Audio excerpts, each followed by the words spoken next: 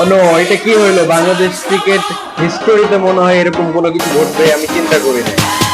আসলে এক্সাইটমেন্টের উপরে এক্সাইটমেন্ট, এত মানে ভালো খেলবে বাংলাদেশ এটা কখনো চিন্তা করি নাই। টেস্ট ক্রিকেটে অস্ট্রেলিয়ার মতো দলকে এইভাবে ডমিনেট করা জাস্ট অসাধারণ। আমার কাছে খুবই ভালো লাগছে যে এই ধরনের ডমিনেন্স নিয়ে অস্ট্রেলিয়ান ক্রিকেটকে বাংলাদেশ পরাজিত করলে প্রত্যেকটা মুহূর্ত অসাধারণ ছিল। এবং আমার মনে হয় মিরাজের যে বোলিং এবং সবাই যে পরিমাণ এই ম্যাচের মধ্যে পরিশ্রম করছে এবং মানে টিম ওয়ার্ক টোটালি হিস্টোরি। তো আশা করতেছি বাংলাদেশ ক্রিকেটের জন্য এটা অনেক ভালো কিছু হবে।